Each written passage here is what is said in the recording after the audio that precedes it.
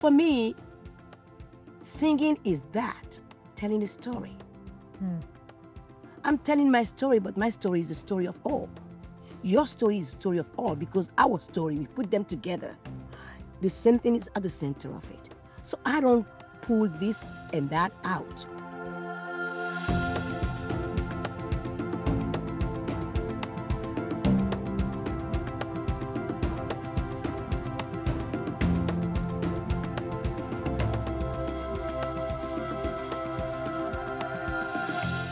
Hello, and welcome to Transcending Boundaries. I'm Reeta Roy.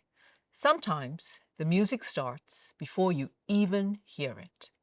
A quiet beat builds somewhere deep inside. Your foot taps, your head moves. 1, 2, 3, 4, then the rhythm takes over. You're smiling, you're dancing. So is everyone around you. That is the power of great music. And today, I host a truly impressive musician. For over 40 years, she's been sharing her powerful voice with the world. Her music has captivated people globally. It's a blend of the sounds of West Africa, jazz, hip-hop, funk, salsa, and gospel. Sounds from every corner of the globe. She sings in 5 languages, and somehow every song feels like it's speaking directly to you. She's won 5 Grammy Awards. Time magazine named her one of the 100 most influential people in the world. In 2023, she received the Polar Music Prize, sometimes called the Nobel Prize of Music. But her impact goes far beyond her music. As a UNICEF Goodwill Ambassador, she's a tireless advocate for women's rights, education, and justice, especially for young girls across Africa. Her energy is electric. Her message is powerful. Her presence fills every room, and her work touches many lives and hearts. Today, I'm honored to welcome an icon, a change maker, a global star, Angélique Kidjo. Welcome to Transcending Boundaries. Thank you for making time to be part of Transcending Boundaries. We're going to just jump right into it. You grew up in Benin. Your mom and dad were also very musical, and they were really artists. Your mom was a theater director, and your father was also a musician. It was an amazing time in Benin and probably a household that was very busy. Would you tell us a little bit about your growing up and how that started to shape who you are?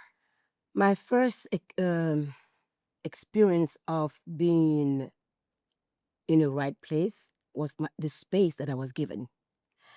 And the fact that my parents encouraged my fearlessness. And I was number 7 out of 10 children. And my mom used to say that she was desperate to have another girl. And because they couldn't do any scan at that time, one of my auntie come and said to her, well, it's going to be a girl. And she would sing to the belly of my mother, right? And then my mother said, I was born to be a girl. And till I was 3, I didn't speak. I sing when I was asked the question. You sang when you were asked A question. And then they start getting worried. Say, is she going to be able to speak one day? And when I start speaking, they regret that I was singing before because I would not stop asking questions. I grew up in a household where there were a lot of people. And for me, it was normal. My 10 siblings, cousins, family at large, and people we don't even know will be there and have, when there is food, everybody was fed. And the thing that is really striking is to see the dedication of my mom and dad to education. Anyone that comes to that house, my father would say, are you going to school? When you say no, he's going to say, why? Do you have the money? You don't have the uniform? If I can provide, you have to go to school because I'm not going to allow anyone to sit in my house, destroying the brain, not nourishing the brain. And both of them have been really, in many ways, the foundation of who I am today, because they never tell me, shut up, ask the question. It's a transmission, oral transmission. But in it, there were the respect of myself, the respect of everybody else. And I've been taught to respect everybody in my time, in their time. That's amazing. So education, curiosity, keep asking questions. All the time. And I love the fact you said they just gave you that space to be who you are. Yeah. Now, something extraordinary happened when you were 6 because your mom put you on stage and you got to sing, like as you were already singing at home. So you got to sing. What was that experience like going on stage? Were you afraid or Well, what happened? I should have shut up. Otherwise, I would not have been on stage, because my mom and the theater troupe that she had, that we rehearse home, right? And because I was such a curious child and asking questions all the time, my nickname is When, Why, How. And every day I ask questions. So when they started rehearsing, I know every part of it. The sung part, the talked part, everything. I was a sponge. So when they were doing rehearsal and somebody forgets something, I say, no, from the back, I say, no, that's not how you have to say it. And my mom is like, shut up. I'm like, yeah, but he's doing it right. He's doing it wrong. And then my mom's like, shh. And then there's a little girl in this theater troupe that will sing that beautiful song that the king like. And I'm like, Ma, why can't I be the girl singing the song? And she would tell me, because you're not playing the part. I said, what is playing the part? So she tried to explain to me, and I was like, grumpy all the time. And then one day, that girl had a malaria crisis. And then she couldn't be there. They tried everything. She couldn't stand. She was having too much fever. And every time my mom is doing that theater piece somewhere, my favorite place was to mingle to hide behind the costumes. She made all the costumes. She made all the masks where people playing another role, they would put the mask. And I was just mesmerized by the fact that a human being can play so many different characters. And when you wear this costume, you become somebody else. When you wear this mask, you will become somebody. And it just nourished my imagination. And of course, I would smell the makeup, the chalk. I was everywhere. And my mom is a one-man business on the thing. So she would put the costume based on the scene. I don't know what is scene. This costume look good. I just shuffle it into another place and smelling it. And then I was in the middle of it. And then somebody grabbed my ankle. It was my mom. She said, you want to go on stage, right? I said, yeah, but you're having fun. She goes, no, you're going on stage. I'm like, no, Mom. No, Mom. I'm like, she said, yeah. By the time I was talking, she just put the costume on me, out, shoved me on stage. I was like, for the first time, I realized I have bones in my body. She was just shaking. But luckily for me, light-wise, there's only one spotlight. So it was right on my face. So I couldn't see anything around me. Everything was dark. And I'm like, oh, the public's not here yet. So I'm just gonna do as I do home. And I go, oh, yeah, this Sunday, oh, better major. And my mom, I see my mom is going like, And then I finish the song, run out. She goes, no, look, for standing ovation, go back. I say, hell no. I ain't going back for no standing ovation. And I was just like, and then Mom said, you have to go. I said, no, I can't. Then the next day I woke up, I said to my mom, it feels really good. Don't you think? Mama, you telling that to me now when I tell you to go take the standing ovation. And from that moment on, I think something happened without my knowledge, but I like it so much that I continue singing. I would sing with my brother's music group, and they were playing in a club that belongs to a friend of my dad. So at 9 years old, my mom did me that beautiful costume. She also sell fabric. So my father would wake me up, take me to sing, and wait to get me back. Because in that club, there were alcohol, there were prostitutes. It's a club where everything is there. So they would smuggle me through the kitchen. I would sing my 2 songs, and I get off. I go home. Back to the kitchen and out Back the to the door. kitchen, out the door. And I would go to school. I would tell my friends in school, you see this street that we walk on at night is like this. This woman sells this, and they're like, "Yeah, liar. How do you know that?" But I couldn't tell them. That you knew. No, my father was taking me to class. That was not a good thing to say. So that's how I get into music step by step and seeing and feeling without being able to put words to it. The power of it, the power and the responsibility of it. And I've been told many, many times from my family at large, you have the gift of song. It's not up for you to keep it, but for you to share it.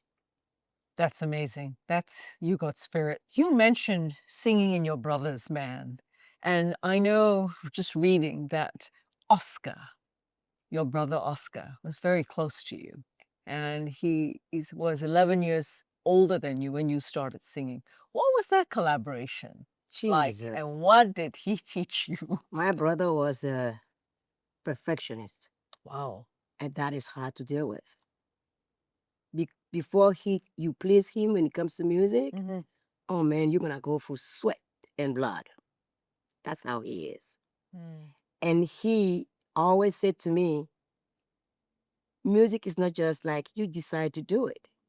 You have to know what you want to do with it, what it means to you, and how you cherish it. Because once you write that music, people are gonna listen. Your responsibility is to touch people beyond yourself. And when I start writing music, he will take his guitar and we put the chords on it for me to be able to have a chorus, a verse, a bridge, and a song. And his perfectionism is very hard to live up to. And on top of that, I have my mom and my dad, my whole family. We all love music. My mom sings, played the clarinet. My father was a postman that played the banjo. And when I started singing and really having a career, my father will film me in Super 8 millimeter. And he will give me a week off. Yeah, man, I just sang, man. As everything is cool, man. And then the week after, everybody's sitting down. Sit down and see what you do. So he will project it. The hardest moment that I've been through forever in my life. There's not such a critic in the world that can destabilize me as much as that one. Because people that love you will tell you the truth. And it's not only the song. When you're singing off key, they will tell you point blank. They will tell you this dress, that hairdo, those shoes, It's just they strip you naked. For me to get better and to always question if I'm doing the right thing all the time. My brother passed away, Oscar passed away in 2018, and I've lost a great deal of support in the music and the music community at large. In Benin, not only, I met a young artist from Guinea in Ivory Coast, and he's like, no one gonna replace your brother because no matter where you come from, you come to his studio, he's gonna tell you, your song needs this, this, this. Can I help you? Let's do this. And he has passion for that. So Oscar was a pillar in my music life. And we even wrote a couple of songs together on some of my album. But I think his spirit still live in me because I'm the hardest critic for myself. And my husband is exactly like Oscar. He's the same freaking perfection. I lost one to have. I used to have two, now I have one left, but it's okay. I deal with it. But Oscar clearly lives in you because everything he taught you. And I love that line. People who love you will tell you the truth. All the time. All the time. All the time. Now, let's just move along to a point in the life of Benin. At 12 years old, my world was turned upside down. The home of my parents were a beacon of free speech and freedom. My father always used to say, everyone is welcome. Your skin color, I don't care. The language you speak, I don't care. We'll manage to find a way to communicate. In this home, there's no taboo subject, at the exceptions of racism, anti-Semitism, and xenophobia. And then I asked my dad why. And then he said, I don't have room for hatred. Yes. Because hatred is a prison that you when you start hating somebody, you build a prison around yourself that you can never get out. So you can't see. The way you see the sun, your sun is always blurred. The way you see people is through your own um, precocious idea, and you never give a chance to anyone to prove to you wrong. And he said, I don't have room for that. 12 years old, the communist dictatorship, the military coup happens. And that safe space that my house was no longer safe. I remember my father coming back from work, being told to be careful because the government wanted him to be part of the government. And he said, I don't do politics. I don't want to be, I'm a postman and I want to be here. I don't want to have blood on my hand. I don't want nothing to do with politics. Then he came back and he said to us, now we have to be careful what we say. Anyone that walk in this house is a potential danger to us because we don't know who is going to be the one telling the government what you say and take it out of context and you end up in jail. Mm-hmm. So suddenly, from one day to the other, I was sitting home shaking every time the door opened, asking myself, if my friend in school, are they reliable? It is a disaster for your self-confidence and the way you see the world. But at one point, my mom and dad took me aside and said, you always can talk to us. The safe space we make is our room. You have anything to say, you can come and sit out of bed and talk to us. Then it gives me a little bit of comfort. But when you get out of the house, the stress of my mom when you leave is something that really is a trauma that I still live with. Because your loving parents, they want you to be free. They show us freedom. My mom and dad say, you gotta be free.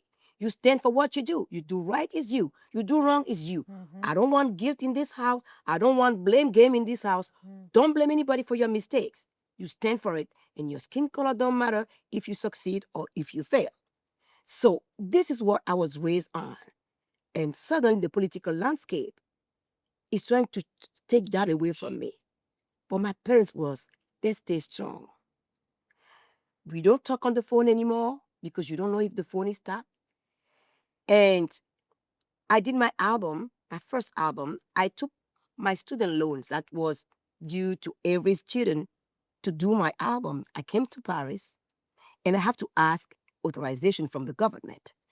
And you, in that authorization, the stamp they put in your passport, the day you leave and the day you're coming back is there, telling you don't come back, your member of family are your liability. So I went in 24 hours. One day I walked into the studio at 8 a.m. and finished around 2 o'clock in the morning, vocally exhausted. I couldn't finish. But I did enough for the album Pretty to come out. And with that album, I started touring in West Africa. My first concert was supposed to happen in Togo, and the biggest promoter in Benin, that was a friend of my father, pulled out 2 weeks before, telling my father, well, I can't invest on your daughter because she's too little. Nobody gonna see her on stage. And my father turned around and said to him, do you hear yourself speaking stupid? Who tell you that size have anything to do with talent? By then, my father just was retired. So his retirement money come every 3 months. So he called a family meeting and he said, I want to prove this guy wrong and I want to launch a career of my daughter. So if I get my retirement money, I will invest in it. He has no link with radio or TV. He knows nothing about doing a show. We grab all the posters. He will write. I still have some of those. He will write the date and I'll write the price. And we placate it everywhere. And I was supposed to play in Togo. Luckily, my sister was living in Togo. So we have to find a group in 2 weeks that will learn the whole repertoire. Because the musician that was supposed to play with me, they were linked to the promoter. So we find a group and I have to go there 2 weeks. And I did this show. And my father went to see the hall and said, this is what happened. I cannot pay the amount of money to reserve this. If you help me, I'll pay half of it. That's how my That's father how you launched started. my career. And then I was able, as a singer-songwriter in my country, to escape that ban of the music that we have to play, it was imposed upon us that first of all, the radio changes. No more music from the Western world. And it has been difficult also to keep some traditional song going on. And when you're an artist, you have to start your song and write in your song somehow. The fight continues. I mean, la lutte continue. Prêt pour la révolution, la lutte continue. I'm like, I'm not ready for no freaking revolution. I'm not fighting anybody, so I ain't gonna sing that. But one day it was obvious I couldn't escape it because the excuse of my parents that saying she's not here, she's in this country was not there. I was there. I mean, everybody was seeing me. There's no way I could escape this show. And it was the meeting of the West African country, the ECOWAS meeting, and all the leaders were there. So they set up the table in a way that they can be below to look under the dresses of women. And that's what the first thing when I walk on that stage, I'm like, I feel dirty. Those guys sitting there, they have the age of my dad, and they all laughing like Bacchus, man. It's just like crazy. And my mom and dad, they came with me, and they were on the wing of the stage. And I look at them, and my father go. So I sang, and when we left to come home, my father and my mother come in their room and said, please be patient. We know you, we raise you as a free thinker and free speech person. We know the challenge that it's going to take on you, but give us 1 year. We're going to try the best to get you out of this country. We're going to speak to your brother. He's in Paris. If he has a place, you both can stay because we can't let you go alone and mind for yourself immediately. I say, okay. So it took them a year to put the money together to buy the plane ticket. And it happens that one of my cousins from my father's side was getting married, and she came home without knowing all this to ask my mom and dad to be the witness of her wedding. And they live not far from the airport. And my mom said, God have ways. Yes. Let's be hopeful. We're going to use this because everybody is watching our house. Your neighbor, everyone. Because it used to be such a place of freedom that people were waiting for us to just do something, then the whole thing gonna collapse.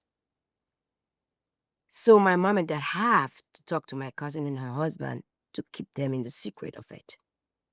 So we make sure that everybody know that that wedding is gonna happen. The city hall marriage happened, the evening happened, and we're going to the dinner.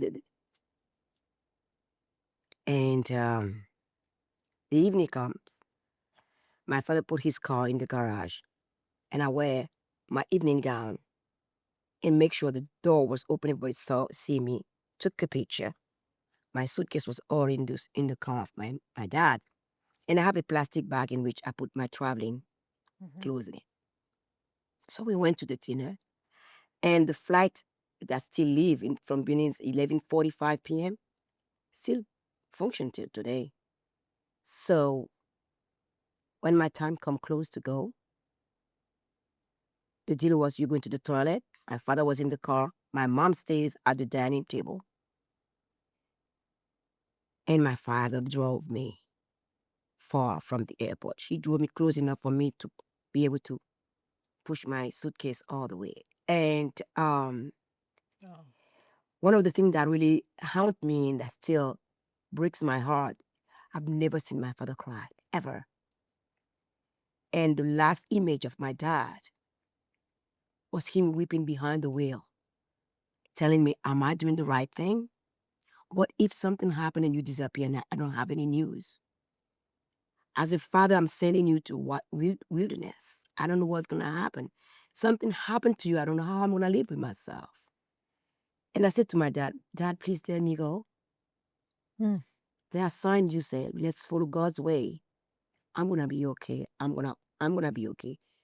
If anything happened, even if I'm no longer on this earth, I will never blame you for anything. It's my choice to leave.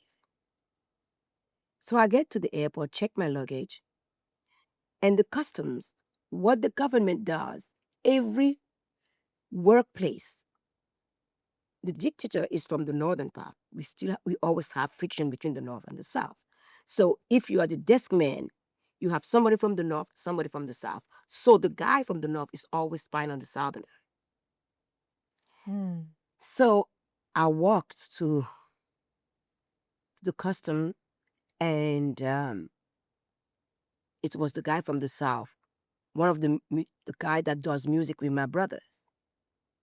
When he saw me, he knew. And he looked at me and said, "What are you trying to do? You don't have authorization, right?" I said, "No, I don't." He said, "My colleague just get out of here to go to the restroom. Run, disappear. Just run as fast as you can." And I ran, and I ran, I ran and grabbed all the stair and dived into the seat in the car, in the plane, and stayed there until the plane took off. Is a flight attendant that come and tapped me and said, "No, the flight is gone. What are you doing on the ground there?" I couldn't drink, I couldn't eat until we land, and I see my brother's face. Wow. And what about mom and dad after you left? But I How couldn't. did they manage? I don't know. I mean, I couldn't speak to them for the first 6 years. 6 years. I didn't hear their voice for 6 years. And I mean, people think that leaving your home to exile somewhere is a pleasure. No one leave the home, the safety of your home, to go abroad. So the way we treat immigrant is absolutely appalling, Yes. because you lose so much trying to live a decent life. Every single human being on this planet deserves to live a dignified life in respect of his body integrity, his mind integrity. No one, absolutely no one, have the right to mistreat people that are looking for a better life. We are all here power. Each one of us, we have tremendous power. But if we live in fear, that power becomes our own liability, because that power wants to go out. And you keep it in because you're afraid. You create nothing. All you create is your own misery. Absolutely. That's an incredible story about leaving. And I think about the deep, deep love of your mom and dad for you. I know my parents, and I see the worries above me leaving. And one night I went to their room and I said, "Dad, Mom, what is the problem? I know you guys are running around, turning around like something is eating at you. Please, can you tell me what it is?" And they looked at me and they said, "You're a smart young girl, but your heart is big. And it's a liability where you're going. Because people might not see your kindness as what it is. They might see it as a weakness. What we fear is that out of despair, you might turn to prostitution or drug." I say, "Ma, Dad, not gonna happen. If it's too hard, I don't care, I come back here. And if I have to sweep the floor, whatever job is out there, you don't raise me to be lazy. So you know what? There's gonna be houses to clean. There's gonna be child to look after, babysitting. I can braid hair. I did all that. I cleaned hotel rooms, and I'm not ashamed of it for one bit, because I could put food on the table. My brother have jobs too. He was a student too. I could eat, and I could go to my school. Even if I don't have the money to buy fancy shoes, the same coat, I will wash it and wash it and wash it and take it. I was always clean. My mom said, "It's not the amount of money you spend on a clothes, it's how you wear it." Oh, you wear it. You had plans to actually study law, right? And then something else, music came along. Talk about that. I mean, my sense of justice, I think I was born with it. And when I was little, every physical fight I was in is to protect somebody else. And my dad would always tell me, "Angélique, I didn't teach you violence in this house. Don't. Because when you start fighting physically, you have lost everything. There's no coming back. So use your brain. Brain. Is your ultimate weapon." I start saying to myself, how do brain can save me? My brain can guide me to make the right decision in everything I do. And how do I link my intellect to my heart, to my feelings, to make good decision with compassion, empathy, understanding, and building alliances. When I finished primary school, my first day in high school was hell. I was little. I was small. So there were two guys, and they were the terror of all girls that come to school. They have a stick, and they put the mirror at the end of it. When you walk in, they're going to see what you wear under it. Oh, dear. And they will tell you, what are you doing here? You finished primary school, is good enough for you. What are you doing here? Get married and that. And I was getting so frustrated.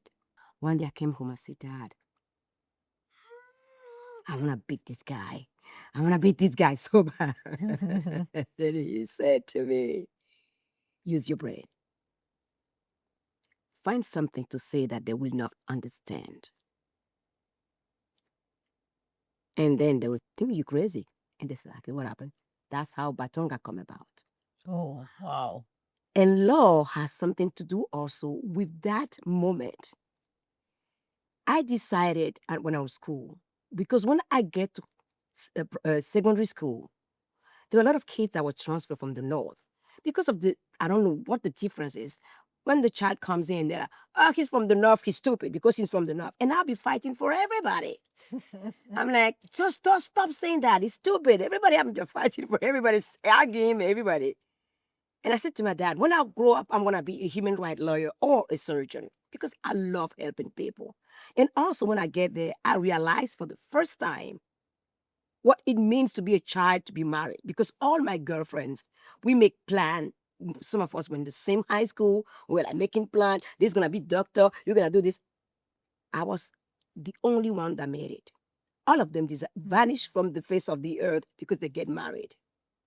And then when I arrived in France, it was too late for me to register in any law, but I went to a music school. I did 2 years of classical training. And I have two friends that was at the University of Viltaneuse, and they live on the campus. And they were studying law, both of them. They said, come. The school year have started already. Come to some classes. You have to see if it's really what you want to do. So every time I have the time, I'll go with them. And I remember one day, I like one teacher that teach penal law. Uh-huh. And I was fascinated to see how he talked about defense and accusation. How you are in the court when you have something in your guts, you know that the person is innocent, how you fight, and the law that you use, how you use the law. But sometimes he comes in and say, enough of the class. What do you want to do with law? Why are you here? That day, it happens to be me. Why are you here? What it means to be a lawyer? What do you want to do with it? And I looked at him and said, I want to be a human rights lawyer. He go, wow, this is the first. Everybody's talking about business lawyer and this. You want to be a human rights lawyer? And I say, yes. And he said, why? I said, because I believe in justice. And then he said to me, you know that you have to study political science. I said, I don't do politics. And said, no, well, let me explain to you. And he said, I will pose you a case. And if you were to be a human rights lawyer, how will you defend your client? I said, okay, who? And he said to me, there is a country that is in a hot seat because they made a huge mistake. It's the government's fault. But upright is so high and so dense that they need a scapegoat. They need somebody to blame, and they sacrifice one of the citizens to go to court. When he's saying I'm like this, how will you defend him? I said, first of all, I said to the guy, first of all, if it's the president, he's standing on my court. If it's the minister, he's standing on my court. I don't care who he is. I ain't sending no innocent in jail ever. He said, you understand what I say? I said, I don't care. The state, the government exists because of us. They are not above the law. They wrote the law. They are the ones that keep the law in check. And they're going to break the law because they don't want to bring their butt here. Not going to work. Ever. What did Professor he say? said to me, well, I don't think you're going to be a good liar. It doesn't work like that. I said, you know what? I don't care. I ain't going to be a lawyer anymore if that's the way. And he told me one thing that really stuck with me. He said, one thing you have to understand is that law are written by human beings. And most of the time, law don't serve justice. I said, thank you, sir. You've nailed the coffin for me. I ain't coming back. Coming back. And I left.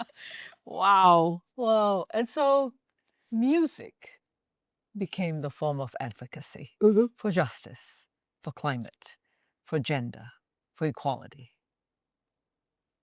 So you said, bye-bye, Professor. I'm on a different path. My court will be the world. Wonderful. Because I live with parents that taught me that even when you have little, you still can help. Yes. Even when you have nothing, there's still thing you can do. And all above the thing that you said, they are all one for me. Because we cannot talk about human right law protection when there's not good education, good health, a society that is built on trust. Our voice is the mirror of our souls. We cannot do without those things because that's the way it is. It also goes back to what Oscar said, that the role of the music and these words is to touch people beyond yourself. So very, very powerful, very powerful. Let's just take a little turn. Somewhere along the way, you met your life partner, Sean. Can you talk a little bit about that, how you met and how you fell in love? I mean, we were both in the jazz school. It was my first year, I think, when I arrived. And the day I arrived to register, it's an old building, you know, they have corners. You go and take this stair, and the stair goes down. I didn't know where to go. I was lost in between the stairs. And I saw two girls coming down the stair, a brunette and a blonde, and I asked them, where is the admission desk? And they said, what for? I said, I want to register in the school. And then they go, you're from Africa, right? I said, yes. And they said to me, you have nothing to do here. Jazz is not made for African people. I'm like, all right, just tell me where the admission center is. And I didn't know that the founder of the school was on the top of the stair and heard all of this face. So I went and registered. And then he came to apologize to me. I said, no, don't apologize. They are responsible for what they say. You create this school. You cannot apologize for every stupid person that comes to this school, right? But he said to me that day, he said to me, at the end of the year, there is a concert, and I know, I hear in your voice, you're going to nail them on the wall, and I'm going to provide you the musician you need, and you're going to show them how we do it. And that was Jean. So before that, then, June happened. June, we have something called Fête de la Musique. And I didn't have a band. It's the music. Everybody everywhere, in whole France, they put the music out on the street, they play. So I didn't have a band. And then he saw me and said, you're not playing? Why are you standing here? I said, I don't have a band. He said, come, I have a group of guys playing here. It was Jean and his friends, rehearsing. And then there's a cafe there. And they said, you go play there. We played, and then we continued. And the year passed by. And 2 years after, we started working together. And I remember vividly, we were playing. He would take his parents' car and put everybody in it. We play and we come back because we can't afford staying in hotel. And the thing that I realized that we laugh at everything. At the same time, we have the same thing. It's just, we just start clicking like that. And every time we're coming back, he said, one of you have to stay awake to keep me awake because everybody's tired here. And I'll be the one that keep him awake. Everybody else back there snoring. And then that's how we fell in love.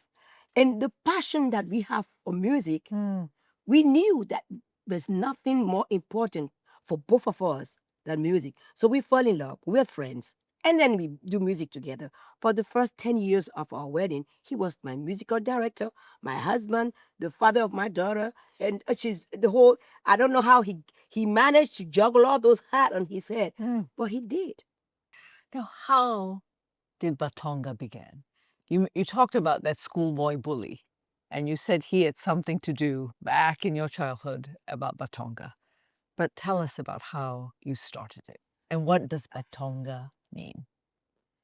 That story I told you was the part of it that I left out to be able to talk to you about this. I grew up with one of my best girlfriends that lived across the street. I grew up in front of a mosque. Part of my mom's family, they are Muslims. So I do Christmas, I do Tabaski, I do it all. And I go to the Quranic school when summertime come, I have nothing to do. My father said, go there, learn something. Awawa and I, we were like this. Awawa was born with that kind of spirit of old people. She liked to be the mother of all, taking care of everybody. And she was also really smart at school. So we made plans that if whatever we do, we will keep in touch and then we will be there for each other. And then she never make it back to school. Mm. And I asked my father to go find out what happened. And my father said they sent her away to get married. I remember me screaming out of my head. Now I was so mad. I was so mad. I was sad the whole year. I lost my appetite. My parents was really worried about me because I feel powerless. I don't know where she was. I can't reach out to her because I know if I reach out to her, I can get her out of there. And it's that powerlessness, that anger, that thing that is in my belly that is screwing me up every day. And imagining the pain of a while in that situation. I mean, we were so close that my body will ache days in and day out. And then I said to myself, this is wrong. And my father also tell me, I'm sorry, I couldn't help. Because if I've known before, I could have talked the parents out of it. Then I become a UNICEF Goodwill Ambassador in 2002. And my first question then was, what does it entail? What does it mean?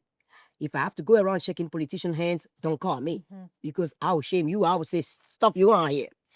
And they say, no, what you want to do? I say, I want to do work with kids and women. It was the year that they signed primary education for all girls in Africa. So I started recording PSAs, radio, TV, many different languages. And my first trip with Carol Bellamy was in Tanzania. So here we are dealing with goiter. What it created, we find out is that the consumption of salt without iodine create that. So with UNICEF, they find a solution to buy tester for the women to test the salt, to buy it. Then we can, instead of doing surgery, we have to cut that on forever. Yes. And at one point, I have to go to an orphanage. It was the beginning of HIV and AIDS. I'm like, I walked in and my whole belly just like, I almost vomit. I'm like, no way. Kids having HIV AIDS, they would start their life on this food, knowing nothing about nothing. I could not accept it. And then it was a little boy that was, I don't know what he found in me, just grabbed my skirt. And I touched him. He was so hot. And he brought me I was crying. I was just crying and jumped. My husband in that moment said, Angélique, he can't do nothing to stop me. And he's feeling also so painful. And I sat down there. And as I was crying, the little boy said to me, we didn't bring you here to cry, we want you to sing. And I couldn't. So he went to the other kid. And they also do, Mutoto kwaza, hoye, hoye, mutoto. I'm like, and he came back. I wiped my tears fast. I'm like, what is that? What does it mean, Mutoto Kwanzaa? And he said it means children first. Mutoto Kwanzaa. And then he said to me, I have a message for you. I said, okay, I'm listening. He said, can you let the world know that children of this world have to be their priority wherever we are? And I wrote a song. That was my second visit. The third visit was with mothers. And we sat talking. And in that setting, a lot of things happened. I've done this so many times, and sometimes I get out of there, my heart is broken in pieces, but I put it back and walk on. And the mother started telling me, Angélique, we want you to be the role model for our girls. We don't want them to have the fate that we have. We don't want them to get married early. We follow your PSAs. We heard what you say. We are putting our girls to school, even if you have to fight the fathers. But you have to help us out here. Because once they finish primary education and they sit home, they're going to end up in early marriage like we do. What are we doing for secondary school? So I came back and I asked, what can we do? They say, it's not yet that's not the issue right now. I'm like, that doesn't answer my question. And people tell me, well, what do you want, Angélique? Secondary school, you won't succeed. It's a failure because the rate of dropout is too high. And I look at them and say, you call them yourself expert. If it easy, why bother? Are you kidding me? You're gonna tell me that you can't do nothing? I gotta do this. So somebody introduced me to Marie-Louise Cohen and John Phillips. They are lawyers from Washington, D.C., and they have revived the law of whistleblowing. And every time they will win a case, they put the money in a fund called Opportunity Funds. So when we met in New York, they say, how can we help you? I say, I want to put girls in secondary school. And I don't want to be in cities. I want to walk the dirt road. The girl that no one cares about, I want to go there. And they say, how do you envision this? I said, what I want is that if we put those girls to school, it won't cost a thing to the parents. We have to provide 1 meal a day, the uniform, and the books. I want them to have mentors. I want them to be safe. And I want us to be able to reach out to parents, community leaders. If the government don't want to come in, I'm cool with it. But I want my kids to be able to go to school with no problem at all, and no teacher abuse. Otherwise, I come to the country, me, I just stir a whole storm up. So we started it in 5 countries: Benin, Mali, Cameroon, Ethiopia, and Sierra Leone. The first shock for me was the girl in Mali, in Kidal, that disappeared from the radar because of the terrorists that is right there. It gives me nightmare for months. We built a school in Waterloo, the second city, and we work with NGOs, local NGOs. From the get-go, for me, it was empower the community to take care of the girls. Yes. And in Abamesh, in Ethiopia, we work with Mexico. What we do there, because we try different things in different places, what we tried there was to give the scholarship that we give to the child to the mother as a loan, and the mother in return can pay the scholarship. We reinstall the parents' role in the parents' role, and that was a very successful. To make a long story short, we started in 2006. And then, as an organization, we realized that some girls have fell off the crack. And then we decide we need another approach to be able to salvage the investment we've made in girls for them to have a future. So I started working with Population Council, and they had something called Girl Roster. You don't need to have online, but you have cell phone. You put that app on it, and you can map a community of 5,000 people a day. So that's how we start this new phase of Batonga, by asking the girl, what do you need? And it was absolutely mind-blowing, but I knew it in my core what they need, but I can't talk. For me, I don't talk for them. Their voice is stronger than my voice. I'm just there to be the person that's going to find people help me help you. That's all. They said they need safe spaces.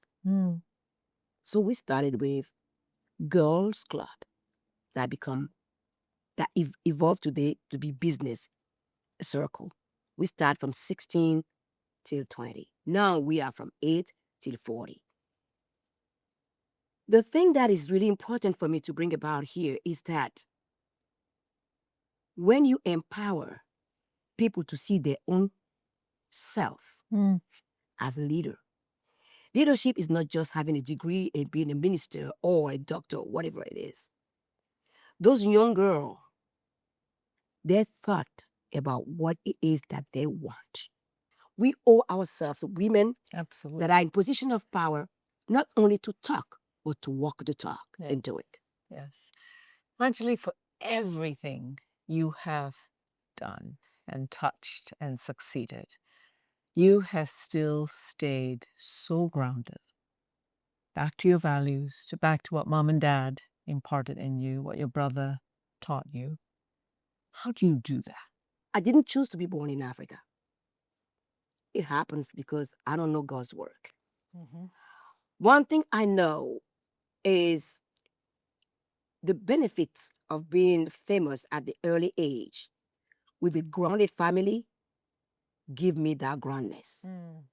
They never allow me to be a, a prima donna home. Diva? My father said, I remember at 12 years old, I said, my dad, I'm making money. Why can't I leave alone? My father said, okay, take your stuff, go away, go rent your house. I'm like, I don't mean it like that. I said, no, you ain't staying under my roof without going to school. And I said, but dad, you're making money. Isn't that the point of going to school? My father does not say no. The point of going to school is to know that this world that you're living in is an ever-changing moment. Mm. What you see today might not be there tomorrow. But if you're not educated, how do you see the changes as an opportunity, not a threat to you? How can you still live open-minded if you don't take the world, the change in the world as opportunity for you to grab it to do something else? And I'm like, but they don't teach me in school. My first day, I don't care. I'm telling you. So as long as you're my daughter, you're under my roof, and I pay the school tuition, you go into school. And I don't want any artist in my house here. I don't want anybody to be stupid. And that my mom used that against me. Like, my mom brought salad on the table. I'm like, I don't want to eat that salad. I'm not a rabbit. My mom said, you want to die stupid? Oh, I eat that salad quick. Because that's the idea of dying stupid is more painful than any disease in the world. So I stay grounded because why should you think that being famous give you any right Yes. to feel superior or to treat people bad? I don't do that. Every time I go to any place, concert place, I'm greeting everybody. The guy that sweep the floor have as much importance than me. Because if people that put all the stuff together don't put it together, I don't know how to plug the concert. amplifier. I can't do all of that. If the concert is also a community. Yes. For me, communities are the core of my being. My father always used to say, when you embark in an endeavor, find people that think alike and that not think alike. For you to be successful, you need both. You need to surround yourself that have a vision close to yours, and how you do it is by trusting their ability to do it. You can't be a boss being there. You want to be a boss, don't have anybody and don't do it yourself. You don't know everything, you can't do it yourself. So I stay grounded because every concert is different. I never, ever walk in any stage and take that stage for granted till the concert is over, is not done. And the public that pays to come, Mhm. they deserve you being naked spiritually, as my mom said. You gotta be open for people to be able to open their soul to you. My vocal doctor said to me, Ma'am Kidjo, can you give 75% on stage? I said, Doctor, do you give 75% to your patient? He said, no. I said, why are you asking me that? Humility Mm. bring you to heights. Humility allowed you to question yourself all the time. For you to face what you've done wrong and apologize. My father said, you do something wrong, apologize. Yes. Otherwise, you live in guilt, and guilt's gonna kill you, is a poison. So I don't do guilt. I don't. Angélique, if you had one message, one more message to send to young people, especially young people, all moms and dads who are listening to you, what would that be? What I would say is that we can't crush people's dreams. If you don't dream anymore, you're no longer a human being. As I say this, what are we proposing for the dreams to come to life? What I say to youth, today I see it, I feel it. The youth is impatient in Africa. Mm. It's a time-ticking bomb, and I don't want to blow. So I ask them to be patient, to work with us. And if we work together, they will tell us what we need to do. We'll bring the knowledge to them. We need a partnership with them. And I will tell them, listen. As you talk, listen. Because by listening, the problem you're exposing, you see it differently and you see the solution differently. We need to give them respect. We always underestimated the youth to be part of the discussion. When we are making decisions about their future, they are not at the table of discussion. We can't continue doing that. And I want to tell the youth, I heard them. I've been on the footstep for so long because I asked questions and they talked to me. They trusted me. And I've been thinking about solution for them. Be with us. Work with us. There are people in the world that are willing to help, to listen. Let's be these people and let them be our ambassadors. Let them be the next leaders that we nurture. And I want to see them succeed. I don't want a hands out for them. I want them to work hard to get it. Amazing. Angélique, thank you. Thank you so much for sharing your wisdom, your spirit, and also your life story about how you became Angélique. Thank you. Thank you so much. Thank you. From a childhood in Benin, where the rhythms of traditional music shaped her early years, to the global stages where her voice has become a symbol of hope and empowerment. From a young girl singing in her native language to becoming one of the most celebrated multilingual artists on the global stage. From facing personal challenges to building a life dedicated to uplifting others. From Benin to the world stage, Angélique Kidjo's journey is a powerful narrative of passion, resilience, and unwavering commitment to making the world a better place. Her life and work are a true testament of the transformative power of music and advocacy. She continues to transcend boundaries, inspiring millions around the world.